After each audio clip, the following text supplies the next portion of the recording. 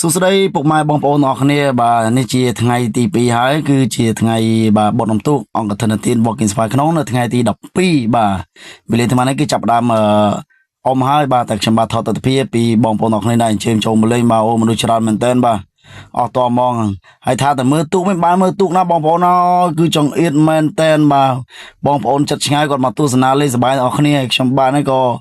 ថតទូកបានបន្តិចទេហើយណាមួយជប់អធិប្បាយវិធីកទូកដែរហ្នឹងឆ្លៀកកាសក៏ថតបានបន្តិចហ្នឹងដែរបាទនោះបានមកគូបន្តិចដែរមកចេញទៅហ្នឹងបាទហើយល្ងាចតិចយើងក៏ចាប់ផ្ដើមណាបាទដូចខ្ញុំបាទជំរាបជូនហ្នឹងពេលដែលអមទូកចប់យើងនឹងមានកម្មវិធីរំលែកកំសាន្តសប្បាយជាមួយនឹងតន្ត្រីអកដងប្រជុំមិត្តបាទនៅភូមិព្រៃធំសង្កាត់ក្បាលកោះខណ្ឌច្បារអំពើរាជធានីភ្នំពេញបាទសប្បាយមែនតើបាទនេះជាពេលរាត្រីហើយបាទចាប់ផ្ដើមរំតាំងពីម៉ោង6ទៅបាទបន្ទាប់ពីទូកទទួលពានបានបញ្ចប់លេខ1លេខ2និងលេខ3អញ្ចឹងទៅបាទនេះគឺជាតារាមកពីចិត្តពីឆ្ងាយមកជុំគ្នាអស់ហើយបាទសិតតែ Superstar បន្តិចទៀតយើងនឹងមកជួប idol របស់យើងហើយបាទ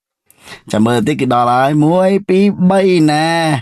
នេះណា Superstar បាទអូបាទក៏ផ្លុកក៏ផ្លាយមែនតើបាទ Superstar របស់យើងហ្នឹងបាទប្រចាំកឋិនទាន Walking Spy ក្នុងបាទបាទនេះគឺជាឆ្នាំទី5ហើយសម្រាប់ Walking Spy ក្នុងដែលធ្វើអង្គកឋិនទានតាំងពីបាទអមទូកល្បីល្បាំរងកំសាន្តសប្បាយនៅត្រង់កណ្ដោះហើយឆ្នាំនេះឆ្នាំទី5នេះគឺថាថែមទាំងមាន account ទៀតបាទនៅរាត្រីទី1ខ្ញុំបានផុសវីដេអូរួចហើយបាទនេះគឺជារាត្រីទី2បាទគឺជាកម្មវិធីរងកំសាន្តសប្បាយបាទរំវងរងក្បាច់សារវ័ននិងញាក់អន្តរអារម្មណ៍ច្រើនទៅ